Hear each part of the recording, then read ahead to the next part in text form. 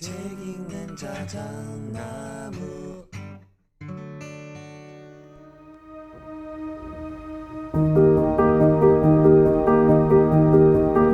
안녕하셨습니까. 무두의 아저씨의 책 읽는 자작입니다. 한때 스스로를 나고자라 생각했던 저자가 자신의 인생을 역전시킨 독서 습관을 담은 책 읽기가 필요하지 않은 인생은 없다. 오늘 들려드립니다. 저자 김혜리, 펴낸 곳은 비즈니스북스입니다. 저자는 그랬답니다. 부모님의 사업 실패 이후에 죽을 것 같은 절망에 빠졌지만 1000권의 책을 읽고 나서 다시 살아갈 희망을 얻게 됐다고요. 책을 읽으면 달라질까요? 달라집니다. 정말입니다. 혼자 남아있어도 외로울까봐 두렵지 않고요. 해결해야 될 뭔가가 앞에 있는데 내가 아무것도 모르겠다. 그래도 괜찮습니다. 책에서 찾아보면 된다라는 믿음이 있어요. 진짜 고맙게도 나보다 먼저 그 문제에 대해서 고민했던 사람이 분명히 있습니다. 못 찾았던 적이 없어요, 저도. 지혜를 나눠주고 위로를 주고 용기를 줍니다. 당연히 책을 읽었다고 해서 다시는 넘어지지 않고 엎어지지 않았다라는 것은 아닙니다. 또 실패하고 또 절망하고 그렇습니다. 그런데 이전이랑은 달라져요. 내가 나를 어떻게 유래하면 되는지를 알게 되거든요. 앞이 캄캄하고 지쳐서 그냥 누워만 있고 싶을 때에도 어떻게 하면 다시 일어날 수 있을지 당장은 모르겠어도 괜찮아. 책에서 찾아보면 돼. 이런 희망과 믿음이 있습니다. 얼마나 다행입니까? 책을 읽는다라는 행위가 요즘은 여러 버전으로 발전하고 있잖아요. 꼭 눈으로만 읽지 않아도 되는 세상입니다. 책을 읽다 보면 가끔 이런 생각이 들기도 해요. 잔뜩 읽었는데 머리에 뭐가 남은 것 같지도 않고 매번 똑같은 것 같다라고 생각이 들 때도 있어요. 근데 그것도 괜찮아요. 읽으면서 재밌었잖아요. 공감하고 피식 웃기도 하고 즐거웠잖아요. 그러면 됐죠. 아니, 재미있게 해주고 공감해주고 위로해주는 거, 그런 거 찾기는 또 쉬운 일입니까? 그러니까 너무 큰 기대를 책에 밀어놓고 읽지 마시고요. 가볍게 대해주세요. 그러다가 이 책 좋은데? 라는 생각이 들면 책 제목 정도만은 어디에다가 따로 메모를 해두시면 정말 좋습니다. 나중에 다시 한번 더 찾아볼 수 있게만 해주시라는 거죠. 이 책에는 제가 드린 이런 이야기들 말고도 또 실용적인 독서법에 대한 여러 팁이 있습니다. 동사형으로 독서를 하세요. 또는 읽고 쓰면 아무도 못 당합니다. 또 나를 성장시키는 독서법 등등. 내 인생 한번 바꿔보고 싶다라고 생각하는 분들, 또는 책을 읽기는 하는데 왠지 좀 슬럼프를 겪고 있다라는 분들에게도 도움이 될 만한 글들이 많습니다. 자, 오늘 배경화면이요. 연휴끝 무렵에 어느 아침에 날이 너무 좋길래 집에서 가까운 오대산 끝자락 소금강이라고 불리는 곳을 가볍게 산책하고 왔습니다. 거기 모습 영상으로 담았거든요. 제가 앞서서 갈 테니까 나무님들 잘 따라오십시오. 그럼 지금부터 오늘은 자작나무 숲이 아니고 소금강 숲길을 걷겠습니다.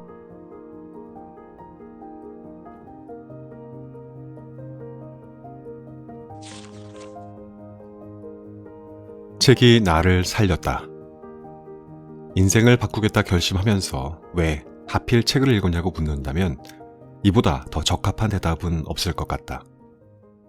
책이야말로 가장 흔하고 사소하게 삶의 마법을 걸 수 있는 도구이기 때문이다.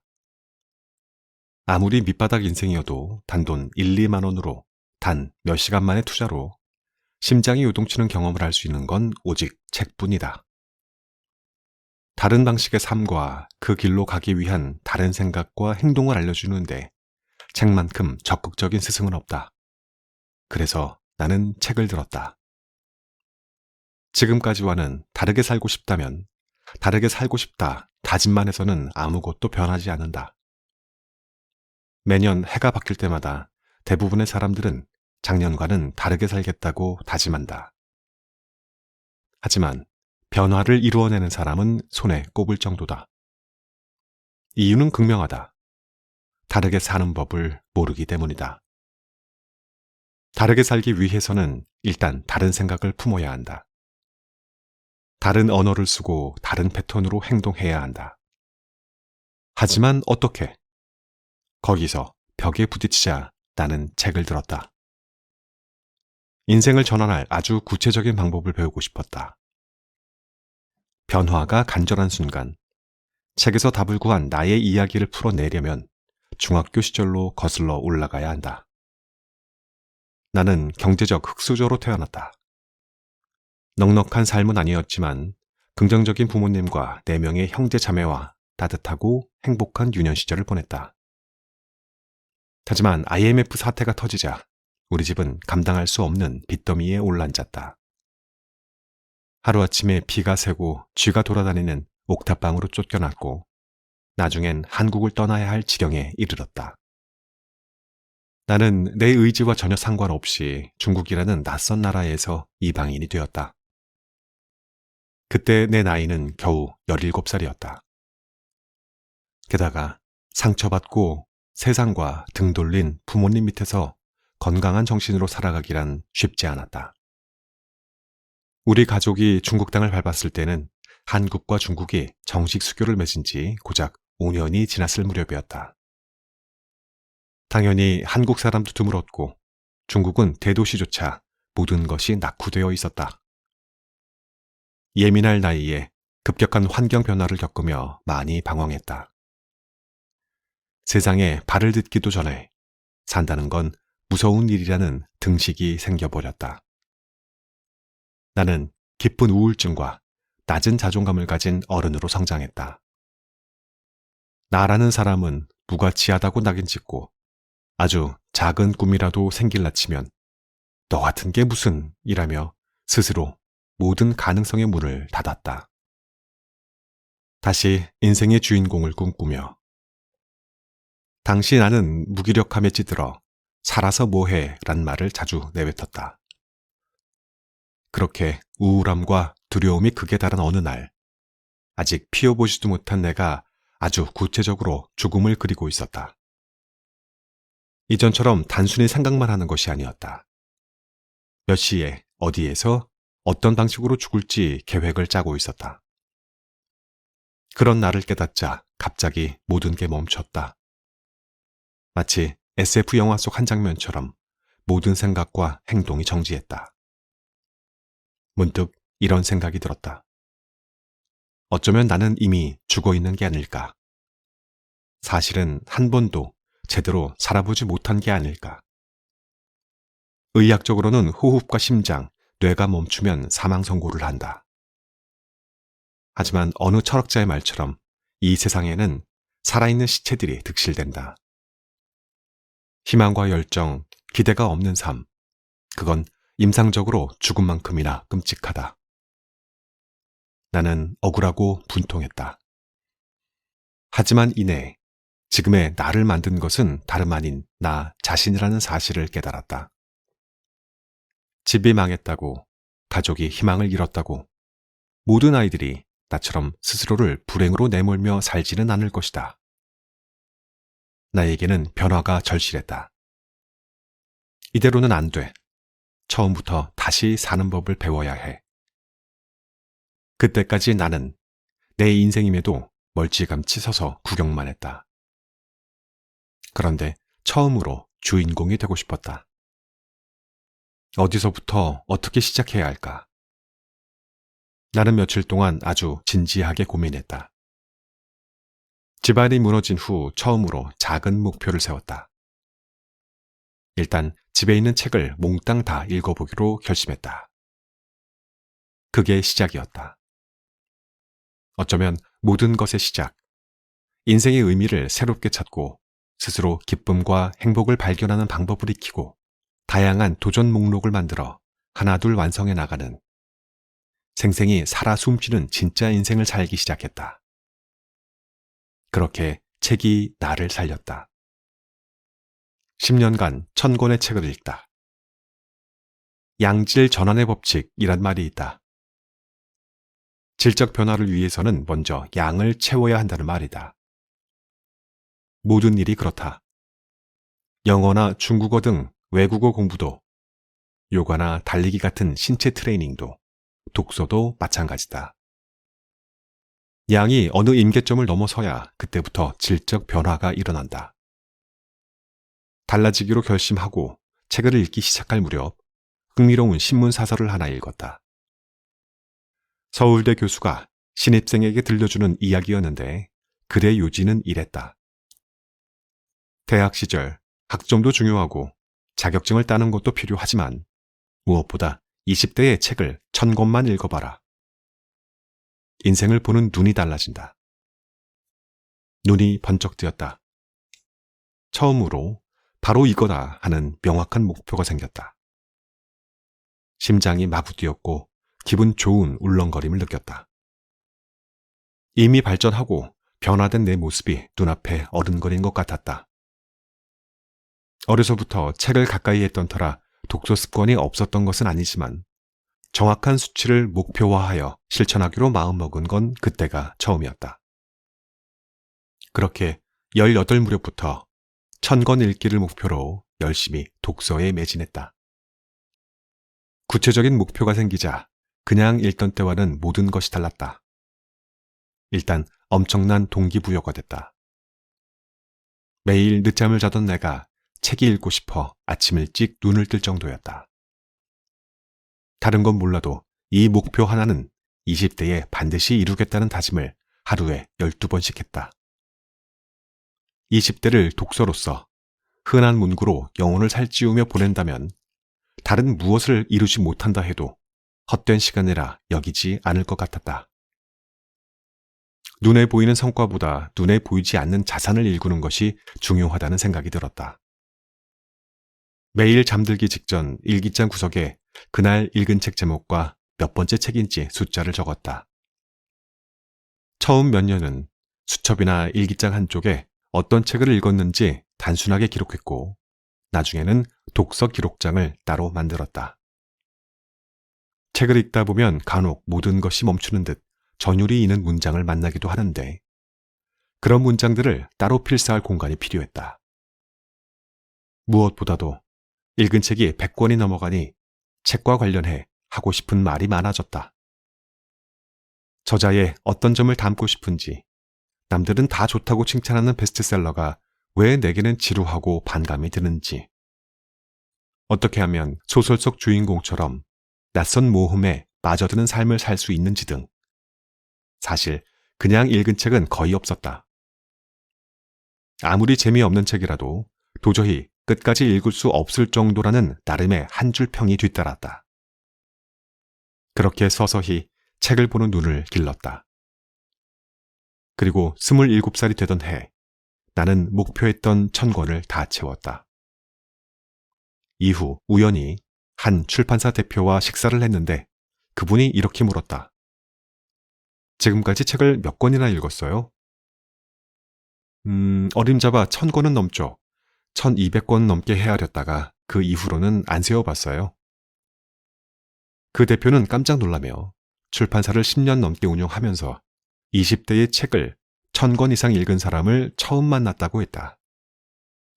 자연스럽게 어떤 책에서 영향을 받았는지, 최근에 좋았던 책은 무엇인지 등 책과 관련된 이야기가 오고 갔다.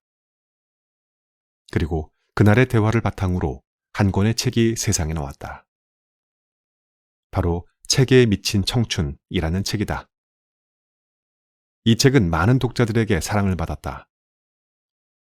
1000권의 책에 인생을 묻다라는 노골적인 숫자가 들어간 책의 부재 때문일까? 10년이 지난 현재까지도 많은 사람들이 비슷한 질문을 한다. 정말 책을 1000권 읽으면 인생이 달라져요? 책 읽기가 좋다는 건 모두가 잘 알지만 많은 사람들이 독서의 임계점으로 삼는 숫자 1000을 뛰어넘으면 그때부터는 어떤 변화가 생기느냐는 질문이다. 아니, 정말 어떤 변화가 생기기는 하느냐는 확인이다. 책을 1000권 읽으면 뭐가 달라질까? 물론 1000이라는 숫자를 넘기자마자 어떤 극적인 변화가 크리스마스 전구에 불이 켜지듯 내 삶을 밝히는 건 아니다. 하지만 점진적이지만 나조차 놀랄 정도의 변화가 아주 서서히 일어난다. 사람마다 이 경험을 하는 시기도 다 다르다. 어떤 사람은 100권 읽기를 끝내자 독서 습관이 확실히 붙고 인생의 큰 전환점을 맞이할 수도 있고, 어떤 사람은 1000권을 넘게 읽어도 아무 변화도 일어나지 않을 수도 있다. 나는 읽은 책이 200권이 넘어가면서 내 안에 뭔가가 꿈틀거렸던 것 같다. 마음이 단단해지고 다양한 꿈이 생겼다. 500권 이상이 되자 나라는 사람을 다시 보기 시작했다.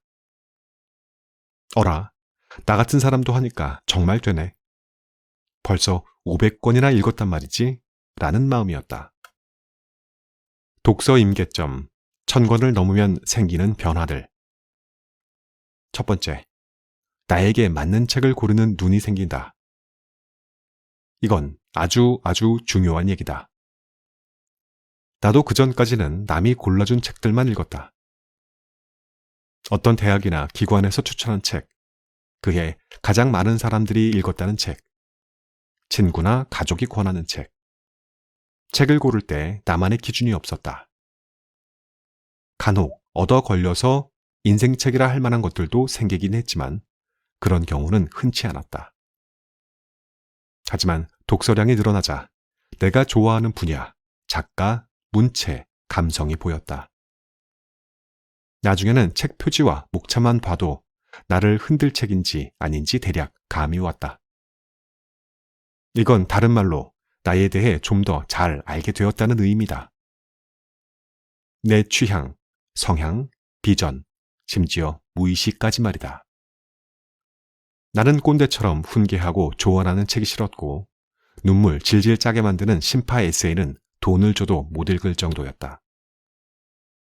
그러면서 내 무의식이 어떤 주제에 반감이 생기는지 신기하게도 자주 불편함을 느끼고 부딪히는 부류의 사람들마저 이해가 됐다.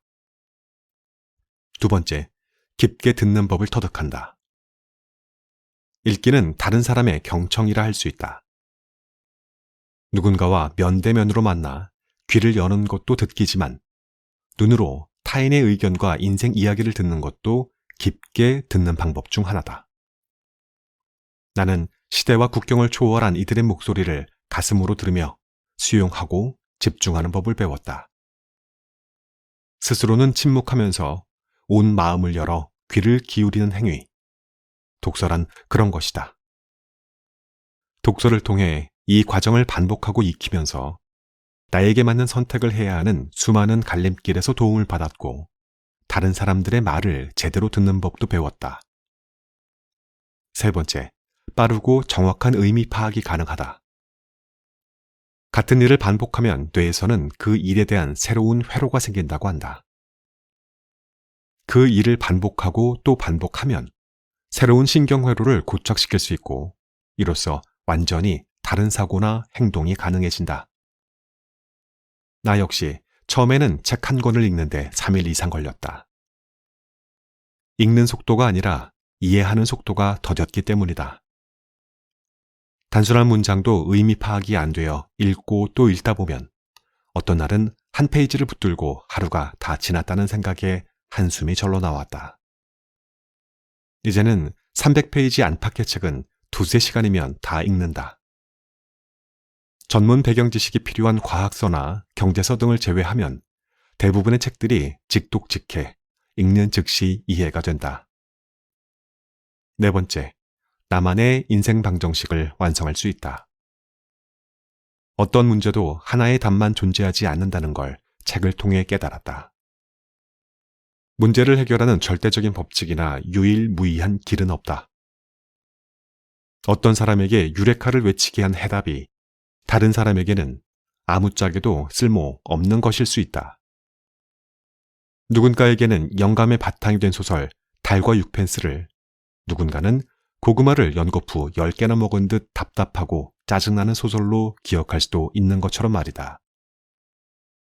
인생을 살아가며 접하는 여러 문제들에 대해 철학자, 심리학자, 소설가, 기업가마다 다른 답을 내놓는다는 놀라운 사실을 발견한 것도 다독이 준 선물이다.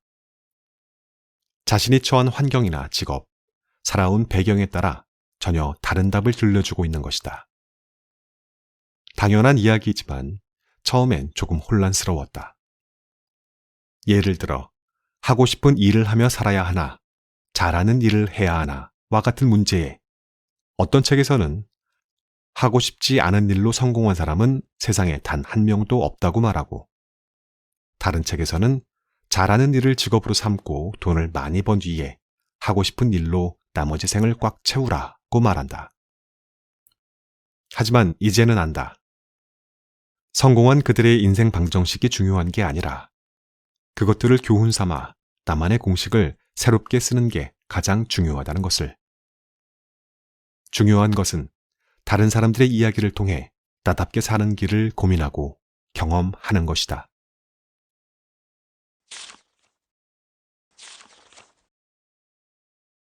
무조건 재미있어야 한다. 익숙하지 않은 일이 습관이 되는 과정을 살펴보면 대개 두 가지 상황이 존재한다. 첫 번째는 절대적인 필요에 의해 강제로 습관을 들이게 된 경우다. 예를 들어 매일 담배를 한 갑씩 태우던 사람이 어느 날 의사에게 이런 말을 듣는다고 하자. 당장 금연하지 않으면 목숨이 위태롭습니다. 생존에 적색불이 들어온 이상 별 수 없다. 그는 30년간 피우던 담배를 하루아침에 끊어버린다. 운동도 마찬가지다.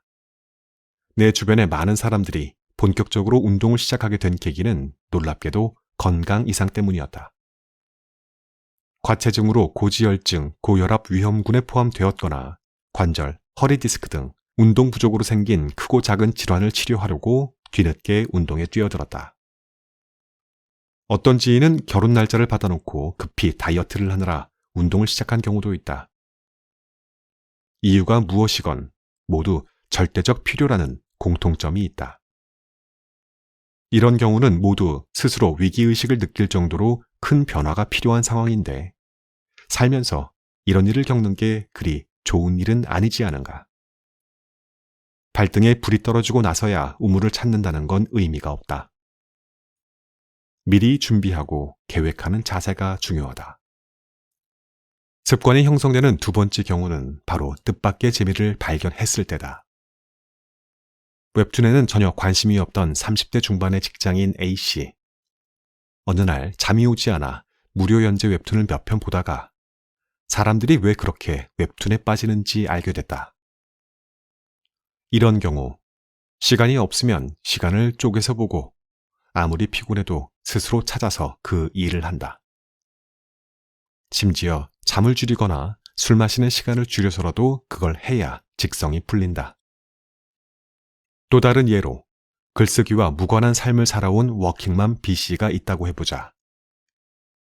어느 날 아이들을 재우고 블로그 하나 개설해 육아에 대한 고충을 풀어냈는데 신기하게도 다음날 이웃이 몇 명 생기고 댓글도 달린다. 그렇게 글쓰기에 재미를 붙여 매일 글을 쓰면서 자연스럽게 글쓰기 습관을 갖게 되었다. 독서도 마찬가지다. 두 번째 경우를 일상에 녹여내면 힘들이지 않고 누구나 독서 습관을 들일 수 있다. 좋은 예로 여든이 가까운 나의 할머니를 들 수 있다. 할머니는 70대 중반을 넘기신 나이에 두 가지 새로운 습관이자 취미를 만드셨다. 하나는 퍼즐 맞추기이고 다른 하나는 독서다. 퍼즐은 치매 예방에 좋으니 한번 해보시라고 내가 사드렸는데 시간 가는 줄 모르고 이리저리 맞춰보시며 완성하는 재미에 푹 빠지셨다. 그리고 독서는 어느 날 혼자 적적한 시간을 견디고자 우연히 책을 집어든 것이 독서에 흠뻑 빠진 계기가 되었다고 한다. 요즘 내가 책에 미쳐버렸단께. 구수한 전라도 사투리를 남발하시며 시간 나면 함께 서점에 가자고 조르신다. 그렇다. 재미다. 그 중심에는 바로 재미가 있다. 재미가 있으면 70을 훌쩍 넘긴 나이에도 새로운 습관을 만들 수 있다. 아주 쉽고 간단하게 말이다. 할머니는 또 이렇게 덧붙이신다. 지금까지 책도 안 읽고 어떻게 살았나 몰라. 쉬운 책부터 시작해야 하는 이유. 독서에 관한 많은 오해 중 한 가지는 바로 내 수준보다 어려운 책을 읽어야 한다는 것이다. 이런 근거 없는 기준은 어디에서 시작되었는지 모르겠다. 하지만 생각보다 많은 사람들이 이런 편견을 갖고 있다. 초등학교나 중고등학교에 독서법에 관한 강연을 하러 가면 아이들이 이런 질문을 한다. 어려운 책은 펼치기만 해도 졸려요. 이럴 때는 어떻게 해야 해요? 재미도 없고 이해하기 어려운 책을 왜 읽느냐고 물으면 아이는 이렇게 대답한다. 엄마가 책은 수준 높은 걸로 읽어야 한대요. 현재 내 수준보다 높은 책을 읽는 게 도움이 되는 독서라는 편견이 우리를 책과 멀어지게 한다. 아직 독서 습관이 형성되지 않았다면 일단 책은 쉽고 재미있는 것으로 골라야 한다. 특히 책을 싫어하는 아이일수록 더 그렇다. 책이란 아이들이 좋아하는 모바일 게임처럼 흥미진진한 취미가 될 수 있음을 알려주어야 한다. 아이에게 처음부터 높은 레벨의 게임만 하라고 하면 어떻게 될까? 게임에 대한 흥미는 사라질 것이다. 낮은 단계부터 스스로 익히며 레벨을 높이는 재미. 아이는 그걸 알기에 게임에 빠져든다. 책도 그렇다. 어른 아이 할 것 없이 일단 스스로 책에서 재미를 발견해야 한다. 재미는 딱 한 번이어도 충분하다. 어느 날 책을 읽다가 와, 시간 가는 줄도 모르고 책에 빠져들었네 하는 느낌. 혹은 다음 책이 너무 기다려진다. 얼른 서점으로 달려나가 다음 편을 사고 싶다라는 느낌을 받았다면 책과의 평생 로맨스가 시작되었다고 봐도 무방하다. 늘 찜찜하게 마음에 품고 살던 인생의 의문 하나가 책을 읽으면 한 방에 해결된 느낌. 저자의 이야기나 소설 속 주인공에 매료되어 가슴이 뭉클해지거나 눈물을 뚝뚝 흘려본 경험이 책과 당신을 끈끈하게 연결한다. 이런 경험은 누군가의 강요에 의해서 무조건 수준 높고 교양 있는 책을 집어든다고 생기는 게 아니다. 오히려 현재 내 수준보다 조금 낮아서 힘들이지 않고 술술 읽을 수 있는 책을 통해 경험할 수 있다. 독서 습관을 들이고 싶다면 일단 재미있는 책부터 고르자. 누군가 배꼽 빠지게 웃은 인생책이라고 추천해준 소설이나 에세이도 좋고 혼자 서점에서 한 장 한 장 종이 냄새를 맡으며 고른 책이면 더 값지다. 목차도 천천히 훑어보고 본문도 넘겨보며 나와의 궁합을 살핀다. 그러면서 책을 고르는 안목도 기를 수 있다. 어차피 한 해 두 해 보고 그만둘 게 아니라면 책을 고르는 과정 자체를 즐기자. 퇴근 후 서점에 들러 빼곡한 책장 사이를 서성이며 책을 고르는 시간이 여유롭고 그 잔잔한 행위가 소란한 마음의 파도를 다스리는 강한 힘이 되기도 한다.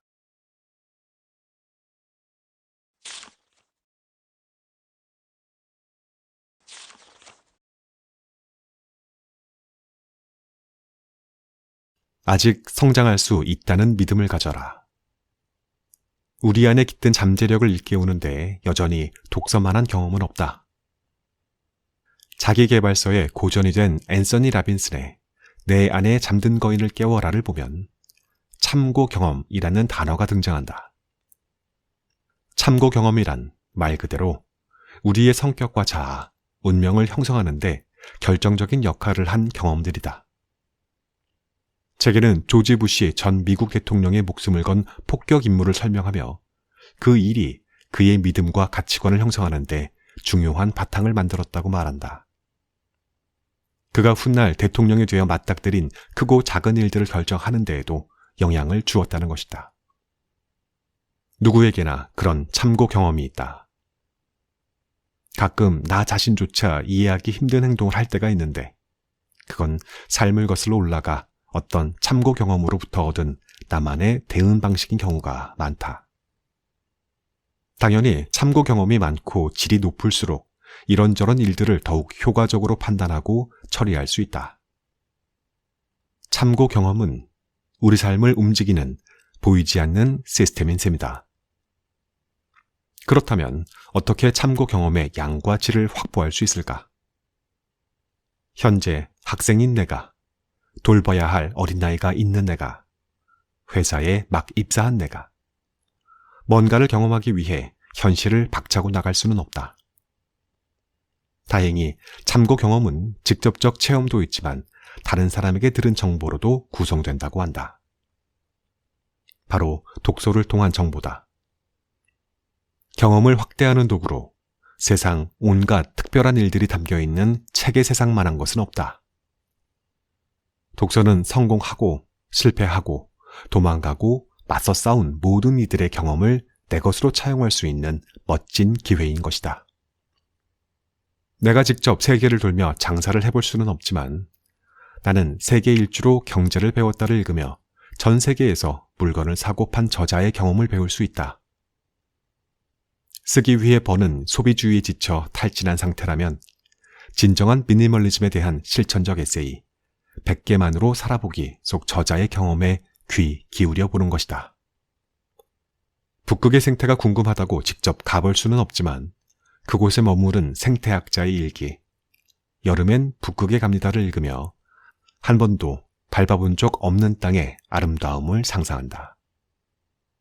그들 모두의 참고 경험을 읽으며 나 자신의 참고 경험으로 삼고 새로운 아이디어, 새로운 통찰력, 새로운 행동과 새로운 결과를 만들어낼 수 있다. 나는 지금도 경험하고 싶은 현실이 있다면 가장 먼저 서점에 간다. 놀랍게도 서점에는 그 일을 먼저 경험한 사람의 이야기가 반드시 있다. 아이를 데리고 제주도로 이주한 가족 이야기, 집에서 영어를 독학해 동시 통역사가 된 사람의 이야기, 밤마다 글을 써 소설가가 된 사람의 경험담 등 꿈을 이룬 그들의 이야기에 가슴이 뛰고 나도 할 수 있다라는 마음이 조심스럽게 올라오는 게 느껴진다.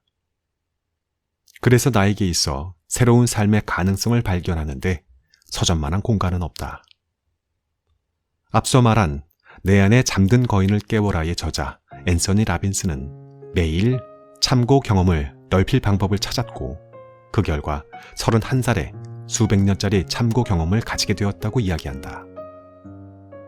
그가 한 달에 갖는 참고 경험의 수는 대부분의 사람들이 1년 동안 하는 참고 경험의 수와 거의 맞먹기 때문이다. 이 말은 그가 수백 권의 책을 읽었고 현재도 멈추지 않고 읽고 있다는 뜻이다. 그는 정크푸드처럼 헛배만 부른 책이 아닌 삶을 진정으로 풍요롭게 만드는 책을 읽고 그 안에서 자신이 품었던 모든 질문에 대한 답을 발견했다. 그리고 우리 모두 이렇게 질문하라고 말한다. 최고 수준에서 진정한 성공을 거두기 위해 내가 진정으로 원하는 것을 이루기 위해 내게 필요한 참고 경험은 무엇인가? 성장을 위해 지금 내게 필요한 경험은 무엇일까? 고민해보자. 지금 이 순간 내가 원하는 것은 무엇인가? 직장을 그만두고 홀로 서기를 꿈꾸고 있다고? 사춘기에 접어든 딸과의 갈등 때문에 고민이라고? 부모님의 죽음을 받아들일 수 없어 힘들다고? 항상 똑같은 인간관계 문제로 고민하거나 낮은 자존심에 사회생활 자체가 어렵다면 이를 먼저 극복한 누군가의 역할 모델 삼아 참고 경험을 넓혀 가야 한다. 그들은 그 상황에서 무엇을 느꼈는지, 어떤 행동 계획을 세우고 어떻게 삶에 적용했는지, 현재의 나와 그들의 차이점은 무엇이고 그들에게 배워야 할 점은 구체적으로 무엇인지 찾아야 한다. 현재 상황에서 내가 경험하고 싶은 것은 무엇인가? 비슷한 경험을 한 사람들의 책과 정보를 찾아봤는가? 그들의 생각과 행동은 현재의 나와 무엇이 다른가? 지금 당장 몸을 움직여 할 수 있는 일은 무엇인가? 나는 나이가 들어도 끊임없이 성장할 수 있다고 믿는다. 실제로 해마다 새로운 것을 깨닫고 새로운 사람을 삶에 초대하며 성장하고 있다. 나를 이전으로 돌아갈 수 없게 만드는 책을 읽는 일도 마찬가지이다. 책을 읽을수록 새로운 세상이 펼쳐지고 새로운 눈으로 세상을 바라보게 된다. 나이 드는 것도 크게 두렵지 않고 혼자만의 시간도 전혀 외롭지 않다. 일상에 무기력이 끼어들 틈이 없고 하고 싶은 일의 목록은 날이 갈수록 길어진다. 책을 읽으며 사는 삶이란 고리타분한 선비 같은 일상을 사는 게 아니다. 어쩌면 그 반대다. 얽매이지 않고 나를 한계에 집어넣어 규정하지 않으며 이 책의 저자도 했는데 나도 해볼까 마음 먹으며 자유롭게 사는 삶이다.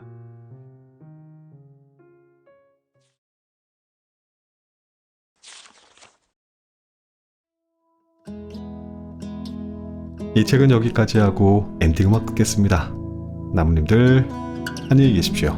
I've been running round in circles, chasing my tail and lost my way, seeking shelter in different corners, never finding a place to stay. Somehow ended up here on the ground. Brother, help me up, I've fallen down. I know that I've hurt the ones that I hold dear, the ones I love. Thought that I would find the answers, drinking till my feet felt numb, just like Father did when I was young. I don't know how I could be so dumb. I've been lost far too long. I can't see, I'm trapped in darkness. Life has turned its back on me, it seems. Brother, help me up, I've fallen down. Have you ever felt like someone who's meant to be somewhere else, caught inside a state of mind where nothing is really making sense? That's why I've been left here on the ground. Sister, help me up, I've fallen down. I've been lost far too long. I can't see, I'm trapped in darkness. Life has turned its back on me, it would seem. Brother, help me up, I've fallen down. Brother, help me up, I've fallen down.